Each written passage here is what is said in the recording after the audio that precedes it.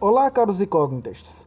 O assunto de hoje é projeção astral. Estamos hoje com o nosso convidado Gustavo Boanerges, de Goiânia, Goiás, experiente sobre o assunto.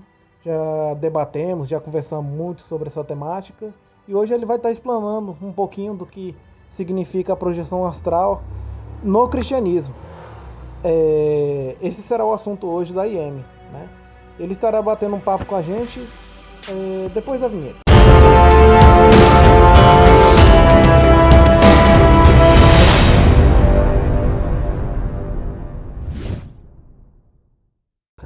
Bom, e aí galera, sou o Rui Boanerges, estou estudando o assunto já faz mais de 3 anos.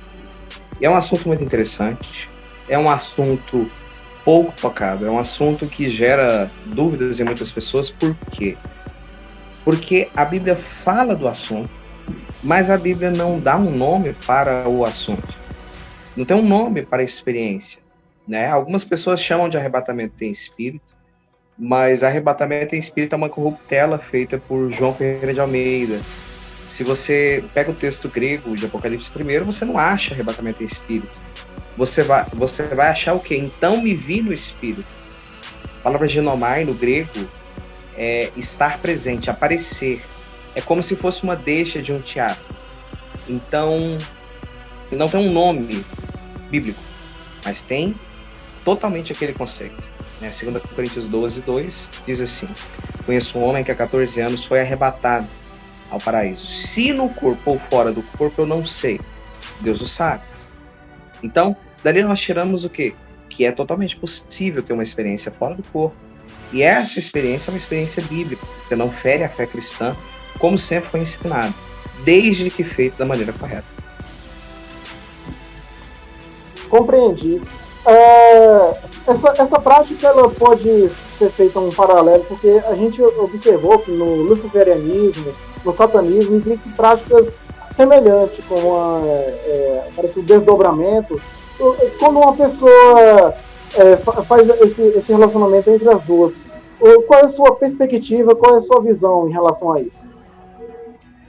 Bom, eu creio que o reino está em todas as religiões de uma forma velada, Por exemplo, o que é uma oração, se não um reflexo da lei da atração?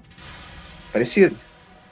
O que é uma imposição de mãos, se não parecido com o reiki? Então, você encontra várias práticas que nós fazemos, como o próprio jejum, por exemplo, que também são feitas por outras religiões e não há problema nenhum nisso.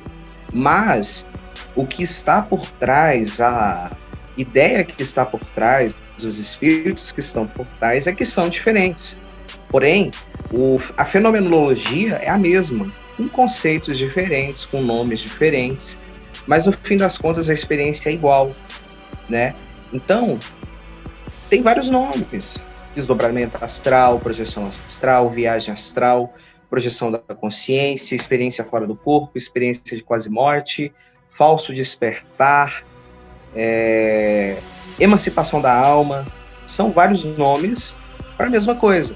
Eu prefiro chamar de projeção celestial, Por quê? Porque projeção é você tirar algo para fora.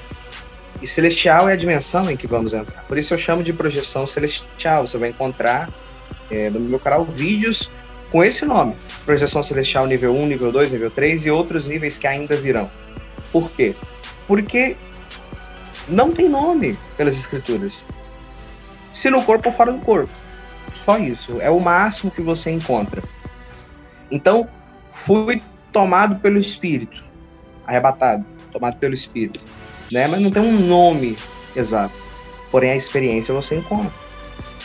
Então, você dizer, mas se parece com o luciferianismo, se parece com a bruxaria, se parece com a projeciologia, realmente, se parece. Mas o meio e o fim é diferente. O meio e o fim é diferente. para nós tem uma aplicabilidade totalmente diferente da aplicabilidade deles. Nós não fazemos amparo extrafísico, por exemplo, porque nós não cremos na doutrina da reencarnação. Nós não acreditamos em umbral, porque nós acreditamos no Hades e no Gehenna, nós acreditamos no Sheol e no Gehinnom, né, na mansão dos mortos e no lago de fogo e enxofre. Então, é uma experiência parecida, porém o objetivo é diferente, entendeu? Então, às vezes, você parar e sentar e estudar alguém do outro lado, com o filtro na sua mente, porque Isaías 8:20 fala assim: a lei e ao testemunho, se não falarem conforme eles, neles não há luz. Se você para estudar com entendimento das escrituras, você pode ouvir de tudo, e aquilo que é bom, você pega para si, aquilo que é ruim, você joga fora. Por quê? Porque o Espírito testifica todas as coisas. Imagine você 2000 anos atrás, quando não havia uma compilação da Preta da Aliança Renovada, também chamada Novo Testamento, não tinha. Então, o que os bereanos liam? Os livros da época. O que a igreja lia? Os livros da época. E nem por isso a igreja deixou de ser bíblica, mesmo não tendo um pedaço da Bíblia que hoje nós temos, por regra de fé.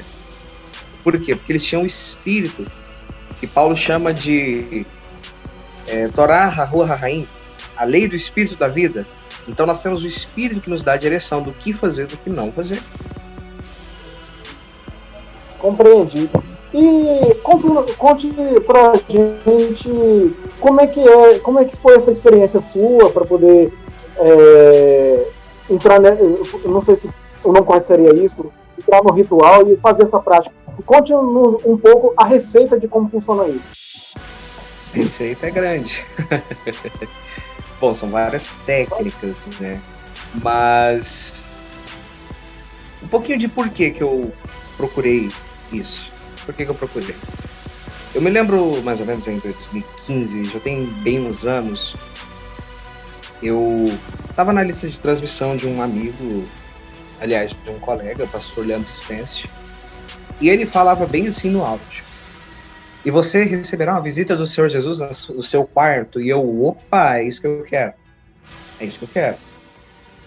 E ele falava sobre a experiência de sair do corpo e contava algumas experiências, um áudio de 2 minutos, e tinha a plataforma fechada. Na época você não encontrava coisas explicadas por cristãos, não tinha. Você não achava. Hoje você encontra pessoas que falam sobre isso, como Tony Calado, Vitor Trindade, o próprio Benihim, quando ele veio no Brasil, ele falou sobre o assunto, mas naquela época você não achava nada, entendeu? Tanto é que muita coisa que eu achei eu garimpei, eu percebi por alto que estava falando daquilo, comecei a associar e perceber que realmente era a experiência, né? E o que seria essa projeção? É crido que se há um corpo natural, há um corpo espiritual. 1 Coríntios 15, 44, 45. Então, esse corpo espiritual, ele é totalmente independente do corpo físico. A única coisa é que os dois estão ligados pelo cordão de prata. O cordão de prata segura o seu corpo espiritual e não deixa que você saia voando por aí, se projetando para qualquer lugar assim do nada, né? Ele prende você. É como se ele enrolasse em todo você. Tanto é que, se você se sente desprotegido, a Kabbalah vai ensinar você a comprar coisas de prata, para o cordão de prata se tornar mais forte, né? E quando esse cordão ele tem uma faixa que é chamada de campo de atuação, que até ali, enquanto o seu espírito estiver ali dentro, ele vai fazer o máximo para puxar você de volta para o corpo, para não deixar você sair, né? É como se você estivesse descendo uma escada e aí você tropeça e sente aquela tontura, mas você tá de boa de novo. Você sente aquela tontura, você sente o que a gente chama de descoincidência, que é quando parte física solta da parte espiritual, porém você não sai completamente. Por quê? Porque o fio de prata te puxa de volta, né? Mas o trabalho das energias e a aplicação das técnicas faz com que ele vá se soltando até que você tenha uma saída, né? Ele se solta de uma forma que você consegue se afastar do corpo físico, e aí você consegue entrar nas dimensões espirituais, ou até mesmo na nossa dimensão física, também é possível, né? Então, o que é feito? São feitas várias técnicas, mas o básico é o seguinte: relaxamento. Totalmente necessário relaxamento. Porque é como se o seu corpo precisasse descansar e a sua mente permanecesse acordada. Porque se a sua mente dorme junto com o seu corpo, você tem um sonho. Seja um sonho comum, um sonho lúcido. E você precisa descansar o seu corpo para fazer a separação. Porque quanto mais descansado, quanto mais relaxado o seu corpo, mais fraco o fio de prata vai ficando, né? Existe na tradição judaica uma reza chamada de Modéani. Modéani lefanecha, melehai verhayan. Sou grato a ti, Rei vive eterno, porque devolveste a minha alma, grande é a tua fidelidade. Algo como isso. Então eles sabiam que, à noite, nós prestamos conta diante do tribunal de Deus do que está acontecendo com a nossa vida. E é justamente essa saída que acontece à noite. Jó 33,14 fala assim: ora Deus fala de um jeito, ora Deus fala de outro. Seja em sonho ou em visão da noite, quando os homens dormem nas suas camas e o sono profundo cai sobre eles. Então, quando nós entramos num sono profundo, que a nossa mente trabalha de uma frequência diferente da frequência de desperto, essas experiências acontecem, seja um sonho, seja uma saída, seja você ouvir algo, seja você ver algo. Por quê? Porque o cérebro, que está totalmente desperto, já vai entrando numa frequência diferente. Então, o cérebro trabalha em 4 ou 5 frequências, eu não vou saber dar o nome, mas a gente sabe que uma é a frequência totalmente desperto e outra é a frequência totalmente relaxado e geralmente dormindo. E quanto mais você vai descendo essas frequências, mais e se mantém lúcido, se mantém acordado, consciente, mais fácil fica de você ter uma dessas experiências, né? Se você pega, por exemplo, o apóstolo Pedro, que estava preso lá em Atos 12, quando ele sai da prisão e o anjo some, ele fala: nossa, eu achei que era um sonho. Porque para ele entrar naquela experiência, a mente dele começou a diminuir. Tanto é que tem pessoas que às vezes elas vão sentindo um sono, vão bocejando, tem uma visão rápida e volta. E quando volta super desperto. Por quê? Porque para ela entrar naquela dimensão, a mente dela teve que diminuir. E a diferença de você estar aqui com o corpo físico e você estar no corpo espiritual, ou astral, como chamam do lado de lá, é que é como se você entrasse numa piscina e ficasse totalmente submerso, né? Alguns com muito treino ficam muito tempo, outros não conseguem ficar tanto tempo porque é um lugar diferente. É uma densidade diferente, uma frequência diferente e envolve muito também como a sua mente está envolvida, né? Eu gosto de dividir duas partes importantíssimas, tanto para o sonho lúcido quanto para a saída do corpo: a consciência e a lucidez. Se você tem consciência, você sabe que está fora, dependendo do nível da consciência, né, você sabe que pode atravessar uma parede, que pode voar, que pode se teletransportar. Já a lucidez é o controle que você tem de si, né? Muitas pessoas têm uma consciência terrível de que está fora do corpo, ou que está sonhando, mas não toma controle. Outros já têm um controle muito bom, só que a consciência é tão baixa que ele faz as coisas normais do dia a dia, né? Ele precisa ir a algum lugar, ele vai andando, sendo que ele poderia se teletransportar para lá e poderia voar, né? Então são duas coisas totalmente necessárias. Então, o relaxamento é o primeiro. E quando o corpo entra... E quando o corpo entra naquele estado chamado de catalepsia do sono, ou paralisia do sono, é o momento perfeito para você sair, né? Por quê? Se você pegar lá em João, quando João viu o Messias, ele fala: eu caí aos seus pés como morto. Ele não se mexia, catalepsia. Ou então o próprio Daniel também teve a mesma experiência. Ele caiu e ele diz que as suas forças foram embora. Então ele já não conseguia se mexer mais, né? Nesse momento que o corpo físico está totalmente relaxado, ele já não se mexe mais, o corpo espiritual tem uma soltura muito maior. Então tem pessoas que às vezes deitam de uma forma e sentem que estão de outra, ou então sentem que estão flutuando, que parte do corpo está fora, parte do corpo está dentro. Por quê? Porque o corpo físico relaxou. E se ele relaxar mais ainda, ele consegue sair. Né? Ele consegue usar a força de vontade dele, e é como se fosse a imaginação. Ele consegue se soltar, e aí, quando ele afasta do corpo físico, ele sai do campo de atuação que eu acabei de falar, ele consegue já ter enxergado o lado do mundo espiritual. Entendi. Isso tem alguma relação com esoterismo? Porque parece que no esoterismo tem muito essa prática de relaxamento, né? De estar em estado de equilíbrio com a natureza. Você vê alguma relação cultural do esoterismo com essa prática? Bastante.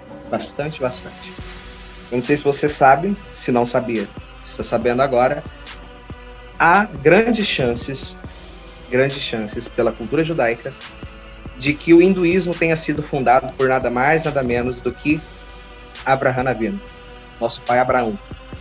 Por quê? Lá em Gênesis 25, é dito que Abraão deu tudo que tinha a Isaac. E tudo é o quê? Tudo. Tudo é tudo. E aos filhos das concubinas deu presentes. Então, a tradição vai dizer que esses presentes são o conhecimento da árvore da morte. Então, toda a astrologia que ele conheceu, toda a teurgia, toda a sorte de conhecimento caído, toda a sorte de conhecimento ocultista, do esoterismo, ele passou para frente. Assim como ele também passou para Isaac a árvore da vida, assim como ele passou para Isaac todo o conhecimento de Cabalá, né? Alguns dizem que esse conhecimento veio desde Adão e Eva, outros vão dizer que esse conhecimento Abraão recebeu de Hermes. Independente de onde ele recebeu, ele foi um dos primeiros autores cabalistas. Ele escreveu o Sefer Yetzirah, o livro da formação, e esse livro é super estudado até hoje. Depois do Zohar, é a obra mais lida pelos cabalistas. Então, você vê que essas práticas elas já aconteciam. Se você ler um pedaço do Talmud, eu não vou saber falar a citação, mas depois eu vou te dar e você coloca na descrição, é dito o quê? Que quando o Eterno fala para Abraham sair da sua terra, da sua parentela, ele consulta o horóscopo. Ele olha as estrelas para tentar ver se realmente vale a pena. E aí ele diz que em nenhuma possibilidade daria certo. E aí o Eterno tira ele do corpo físico dele e leva acima das estrelas. Ele leva acima. Abraão não estava olhando de baixo para cima, como a maioria das pessoas pensam. Não, ele estava olhando de cima para baixo. E quando ele estava olhando de cima para baixo, o Eterno falou: você está acima das estrelas. Tente encontrar as estrelas, se é que você pode. Assim será a sua descendência. Então, esse conhecimento, ele passou muito tempo. Só que, porém, a própria Kabbalah, no Zohar, diz o quê? Que aquele que se converte e que passa a guardar a lei, ele é maior do que a astrologia. Então, é algo tão pequeno, um rudimento tão fraco que se torna que a pessoa não está nem aí, porque ela sabe que a sorte dela já não está na mão dos astros, senão da Terra. Então não tem aí para astrologia, né? Claro, tem alguns que estudam, eu não vejo utilidade, porque a partir do momento que você está com o Eterno, quem é a sua sorte é ele que se torna a sua sorte. Então, você vê essas práticas parecidas porque elas foram aprendidas em algum lugar. Se você ler toda a escritura, tirando o jejum de Yom Kippur, o dia da expiação, não ensina a fazer nenhum jejum. Não fala quando começa, quando termina, o que come, o que deixa de comer, o que bebe, o que deixa de beber. Não fala nada disso. Mas só fala de pessoas que fizeram jejum. E só fala de Yeshua dizendo: Jesus, quando jejuardes? Era uma prática comum, eles jejuavam, mas não tinha um manual. Olha, o jejum tem que ser feito das 6 da manhã às 6 da tarde. O jejum tem que ser feito das 6 da tarde de um dia às 6 da tarde do outro. Não tem. Só tem isso para Yom Kippur. Os outros jejuns são tradição. Mas esse é o único que se ensina. Mas jejum é uma prática comum, né? O O fariseu, quando ele reza, ele fala o quê? Eu dou graças a Deus, porque eu faço 2 jejuns na semana. Então era uma prática comum. Mas tá ensinando como que se faz? Não tá. Não se ensina.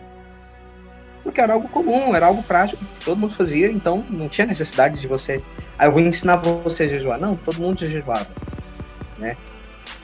Com o tempo se perdeu. Mas todo mundo fazia isso. Compreendi. Para quem está nos assistindo e não conhece de forma mais próxima o Gustavo Boas Neges, ele já é amigo da gente já de longa data, né? Eu acho que desde 2016 a gente fundou no Telegram. A gente vem discutindo sobre isso já há bastante tempo, né? Sim. E para quem quiser conversar, discutir mais sobre o assunto, pode estar entrando aí no nosso grupo do Telegram, na descrição, onde ele vai estar explanando e falando mais sobre essa tradição, né? Que a gente vê muito pouco difundida aí, né? Nas demais vertentes cristãs, e que é realidade na Bíblia, né? Ele traz aí elementos, base bibliográfica na literatura bíblica que dão fundamento, né, para a projeção astral cristã, né? Então eu convido todos aí para estar se engajando nesse movimento e estar visitando a gente no grupo do Telegram. A gente tem uma grande diversidade lá. A gente viu até que o pessoal da vertente muçulmana esteve lá com a gente discutindo, né? E agora a gente está reativando esse trabalho no YouTube, né? Para finalizar esse vídeo, eu queria que você, Gustavo,